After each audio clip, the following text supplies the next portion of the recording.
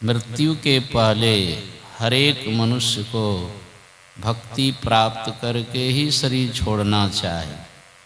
यदि थोड़ा भी सुख शांति चाहते हैं, थोड़ा भी जीवन में कल्याण चाहते हैं, तो आप शरीर छोड़ने के पहले कुछ भी भक्ति जरूर प्राप्त कर लीजिए। चाहे अरबपति रही है कि खाकपति रही, इससे कोई लेना देना नहीं है। भक्ति के बारे में कहते हैं, कबीर गुरु भक्ति बिन राजा थे, भक्ति नहीं की, शरीर छूट गया। कबीर गुरु भक्ति बिन राजा गधा होई, चपरासियों नहीं। मनुष्य शरीर आता तब न चपरासी, कहाँ चले गए? गधे के। ये भक्ति में क्या लाभ है, इसी के लिए यह सत्संग रखा गया है। अब की बेर नहीं चूकना, मानुष तन पाए के जी। इसका मतलब बहुत बार जन्म हुआ, हर बार हम लोग चूक कर गए, जो अभी इस माया के चक्कर में पड़े हुए हैं, दुख में पड़े हुए हैं। है कोई सुखिया संसार में? छपरा में पूरे जिला में खोज करके बता दे, तंधर सुखिया कोई ना देखा, और जो देखा सो दुखिया।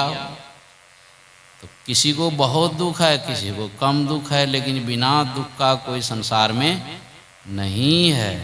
और ये दुख भी अस्थाई नहीं है। जिसको कम दुख है तो देखते हैं धीरे धीरे उसको ज़्यादा दुख हो जाता है, और किसी को बहुत ज़्यादा दुख है तो कमते कमते कम दुख। लेकिन बिना दुख का इस संसार में कोई है ही नहीं। सारे दुखों से छुट्टी मिल जाए, इसी के लिए ये भक्ति जीवन में अपनाने के लिए कहा जा रहा है।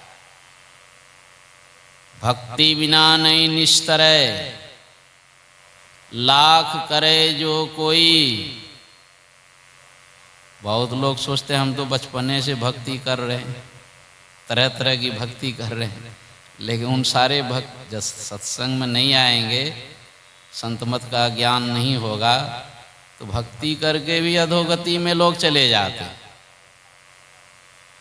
कौन सी भक्ति करें जिससे हमारा परम कल्याण हो जाए, हमको दुखों से छुट्टी मिल जाए?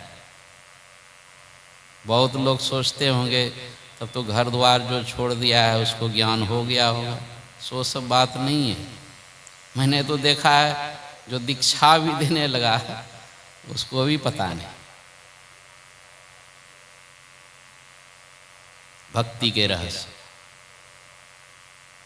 घूम रहे हैं। गुरु गुरु में भेद है, गुरु गुरु में भाव, सोई गुरु नित्य बंदिए, जो शब्द बतावे दाओ। इन्हें की कहीं जा करके किसी से दीक्षा ले लिए,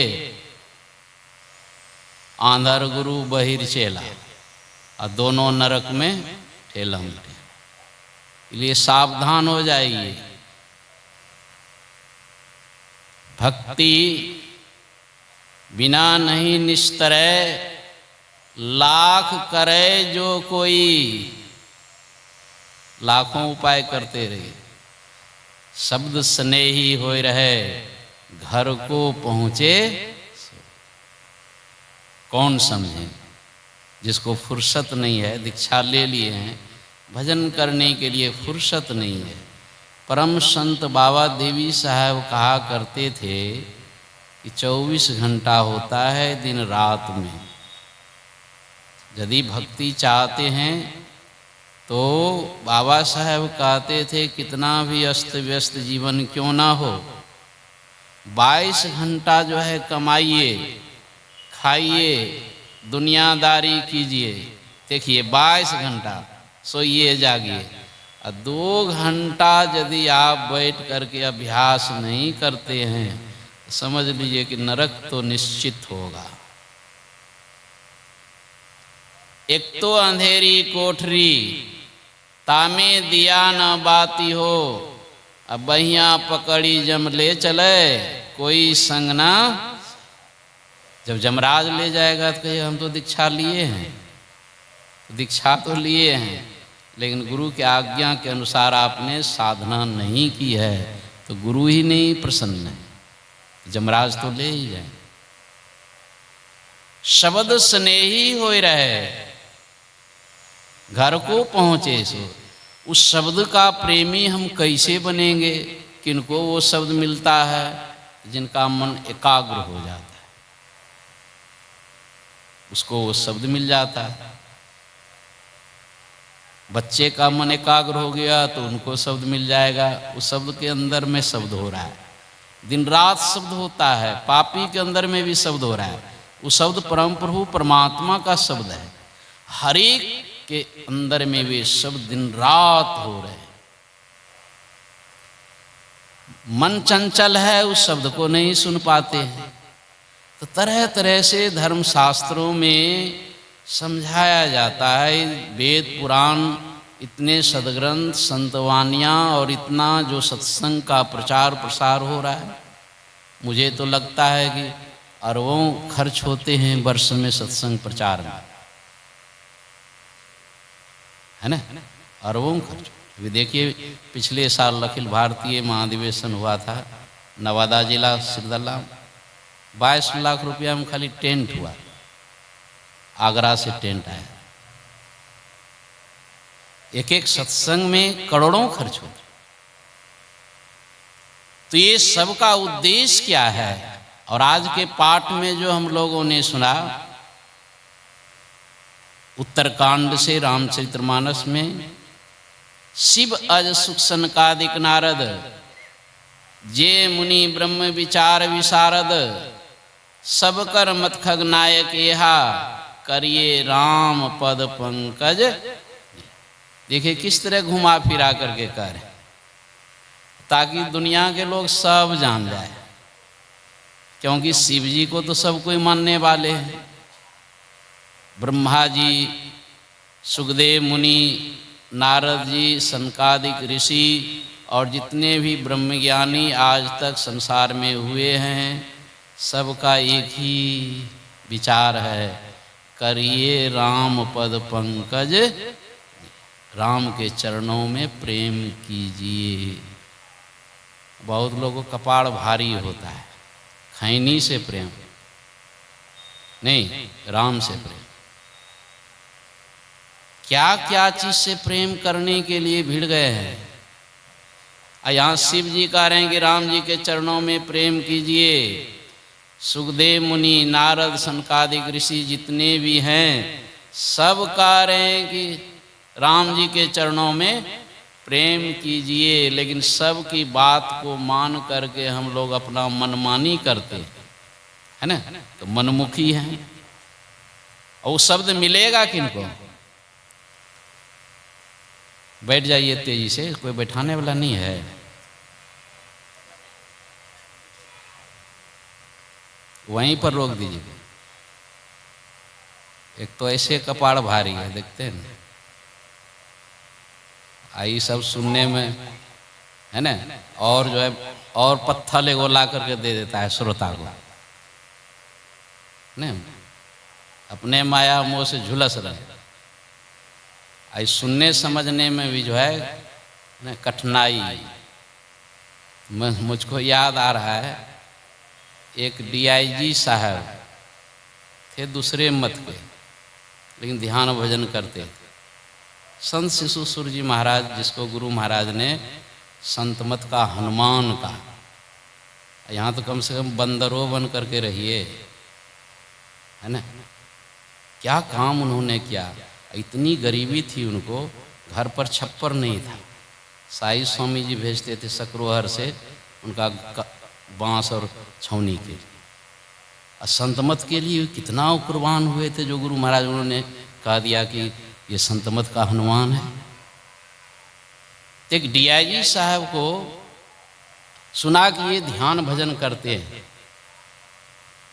एकदम तुरंत पहुंच गए, है ना।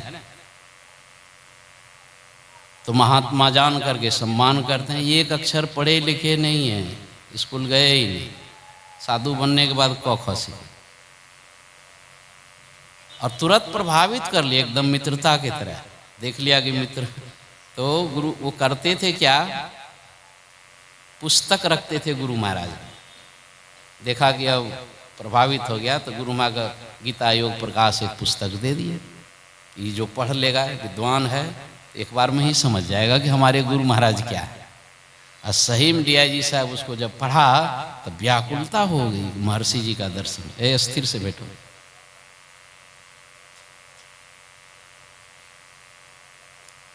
हनुमान नहीं तो बंदरे सही, बंदर भालू सब मनुष्य रूप में रहते हैं। तो DIG साहब जब आए तो गुरु महाराज उनको अपने पास बुलाए, सत्संग सुने और प्रभावित हो गए। अब और आने लगे तो एक, लेकिन उतने बड़े पदाधिकारी हैं तो आने में विलम्ब होता है ना। एक बार सत्संग में गुरु महाराज कहते हैं कि संत शिशु DIG साहब आएंगे, तुम उनको मंच पर ले आना, है ना। तो शिशु बाबू उधर ही रह गए, मंच के बाहर इंतजार करने लगे। और तब तक गुरु महाराज का प्रवचन शुरू हो गया। और तब DIG साहब आते हैं गाड़ी से और वो कहते हैं कि चलिए आपको गुरु महाराज मंच पर बुलाए हैं। देखिए अपने मत का नहीं है, दूसरे मत है, लेकिन संस्कार है ना। कहा कि मैं नहीं जाऊंगा मंच पर। अभी कितना लोग जो है सत्संग सुन रहा है गुरु महाराज का, सबका मन एकाग्र है।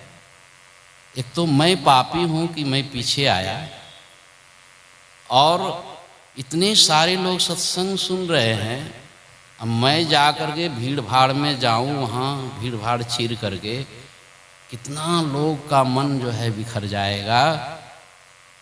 इस पाप का भागी कौन बनेगा, मैं नहीं जाऊंगा। गाड़ी से कंबल निकाले, पीछे बैठ गए। DIG साहब जानते थे सत्संग के महत्व, नहीं तो लोग सत्संगी हो गया है, लेकिन बंदर हाथ में नारियल, उसको कुछ मिलता तो है नहीं, कोई स्वाद चखा है नहीं। थोड़ा भी स्वाद चखे तब तो सत्संग के महत्व को समझे। पुराना हो गए सत्संग, फिर भी कुछ नहीं, स्वाद मिला ही नहीं। तो मैं कह रहा था, शिव अज सुख सनकादिक नारद, जे मुनि ब्रह्म विचार विशारद, सब कर्मत खगनायक एहा, करिए राम पद पंकज। सबों का एक ही विचार है कि राम जी के चरणों में प्रेम कीजिए, वो आपको शब्द मिल जाएगा। राम जी का चरण में प्रेम करने वाले कौन हुए? राम जी का जन्म भी नहीं हुआ, लेकिन राम जी के चरणों में प्रेम करने वाले लाखों वर्ष पहले, रामावतार से पहले प्रहलाद का जन्म हुआ। राम जन्म के पहले लाखों वर्ष आए थे प्रहलाद, सतयुग। रामचरण का मतलब ये नहीं सोचिएगा त्रेता युग में जो राम जी आए थे, वो तो किसी कारणवश आए थे, वो भी रामे हैं। एक राम दशरथ का बेटा, एक राम घट घट लेटा, एक राम सकल पसारा, एक राम सबते न्यारा। ऐसी का प्रचार संत मत के द्वारा होता है। सुन रहे थे, निर्गुण सगुण के पार, सत असतों के पार, सब नाम रूप के पार। जो सब नाम रूप के परे है, तो उसका चरण भी तो नाम रूप के परे होगा। वही राम का चरण है। कोई रूप को ना देखूं, एक बिंदु सब में पेखूं, ऐसी सूरत सिमटा दो। अपनी सूरत को समेटना। बच्चा यदि सीख ले तो तुरंत समेट लेगा, और जितना विलंब करेंगे ये सूरत फटक जाएगा।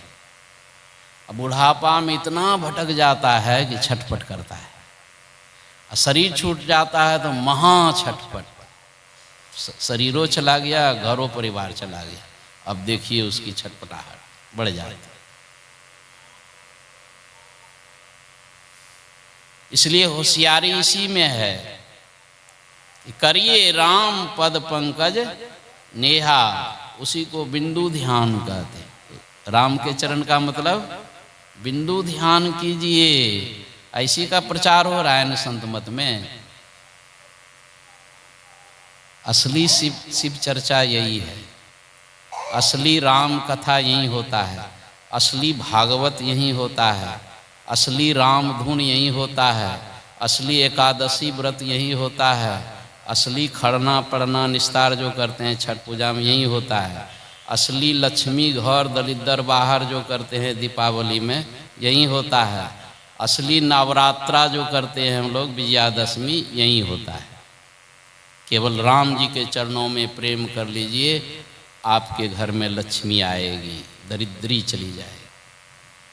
केवल राम जी के चरणों में प्रेम कर लीजिए तो आपका निस्तार हो जाएगा। आई नहीं कि आजकल लोग छठ पर्व करते हैं निस्तार नहीं,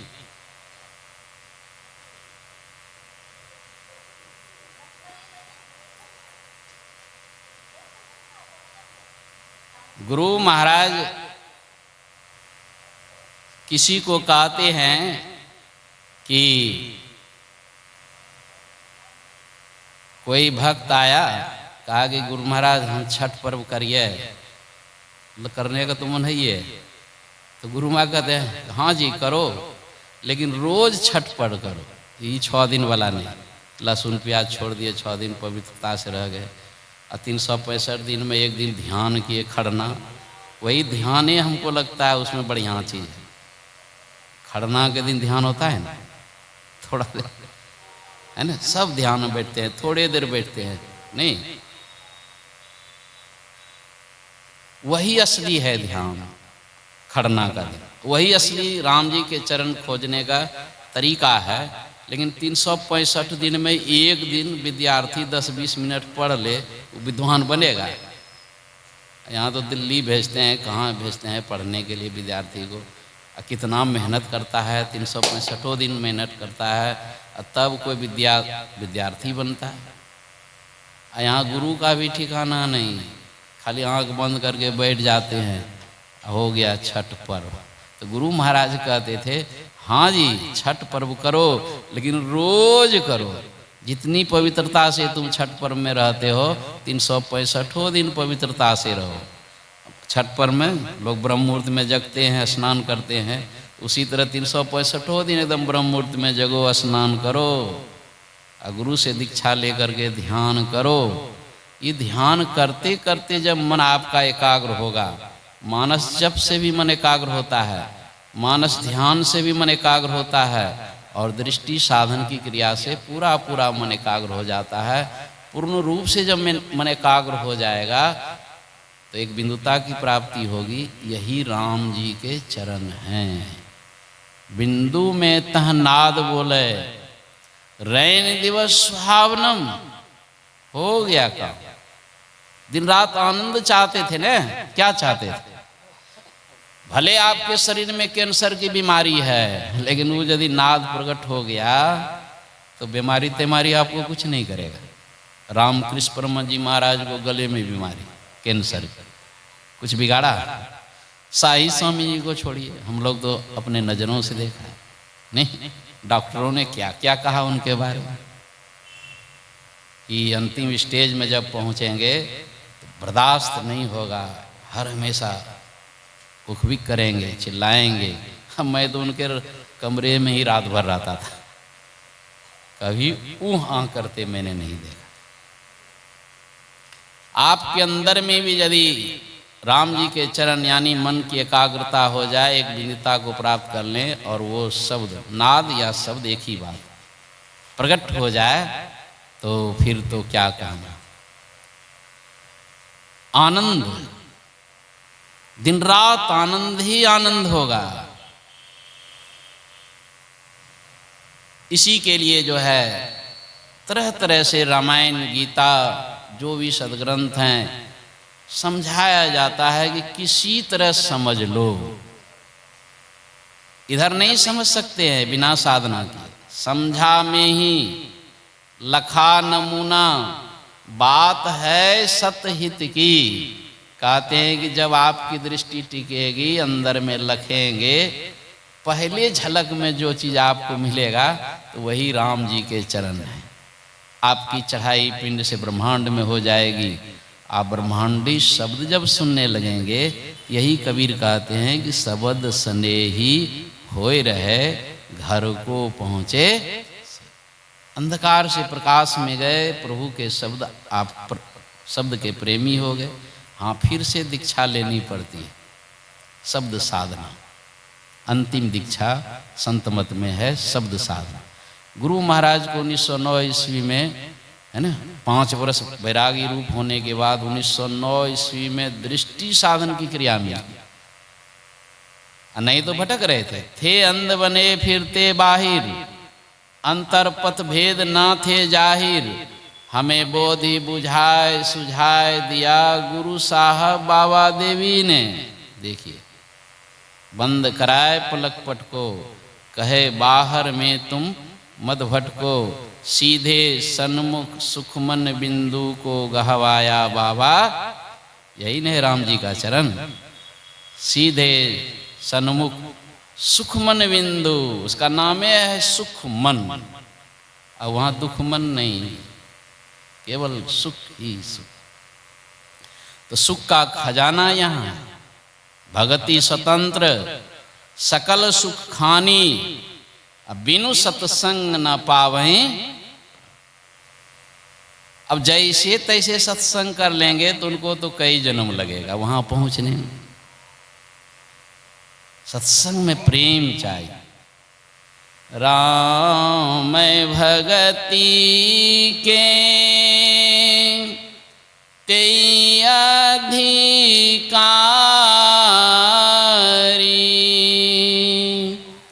जिनको सतसंगति अति प्यारी, जिनको सत्संग में इतना मन रम जाता है कि बगल में सर्प भी बोले तो उसको पता नहीं चले, ऐसा रम जाता है। समझ लीजिए वो राम भक्ति करने के अधिकारी हैं। और इतना जो प्रेम कर लेते हैं, ठीक है साधन भजन नहीं कर पाए, लेकिन सत्संग में इतना प्रेम हो गया है तो गुरु महाराज गारंटी देते हैं उसको नीच जोनी में जन्म नहीं होगा, बार बार मनुष्य शरीर मिलता रहेगा, केवल सत्संग में इतना प्रेम किसी को हो जाए। लेकिन बड़ा कठिन है सत्संग में प्रेम। विषयों में ये मन लागे, सत्संग से हटी। किसी किसी का है जिसका भाग्य उदय होने वाला है, मोको करो सौभागे, सत्संग में लगा दो, उसका सौभाग्य जग जाता है। जिनका मन एकदम सत्संग में एकदम डट करके रहता, भोगन सकल प्रत्यक्ष, रोगन जानी कर हटते रहो, गुरु टहल और सत्संग सेवन में सदा डटते रहो। अब देखिए यही छपरा जिला अधिवेशन हो रहा है, कुछ लोग 2-4 लोग तो जरूर इसमें पिले हुए।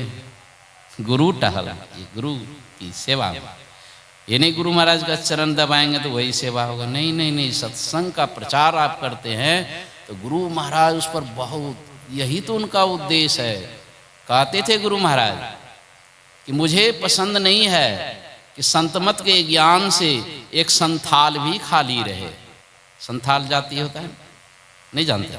संथाल है, इधर नहीं है, उधर झारखंड में ज़्यादा है, बिहार में भी है।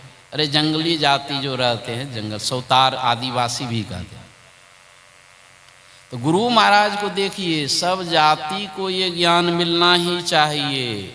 और गुरु महाराज देख रहे हैं उस जाति को भी जो जंगल में रहता है, खान पान बिगड़ा हुआ है, भाषा भी दूसरी है, लेकिन उसको भी मनुष्य का शरीर मिला है। इसलिए गुरुदेव को दर्द है, जिनको भी मनुष्य का शरीर मिला है उनको संतमत का ज्ञान अवश्य मिलना चाहिए, यही हमको पसंद है। तो गुरु महाराज को जो पसंद है उस काम में यदि आप लगे हुए हैं, तो आप कहीं भी हैं। बहुत लोग गुरु के नज़दीके रहते हैं लेकिन कुछ नहीं करते। गुरु वसय बनारसी, शिष्य समुंदर तीर, एक पलक बिछड़े नहीं, जौ गुण होय सरी।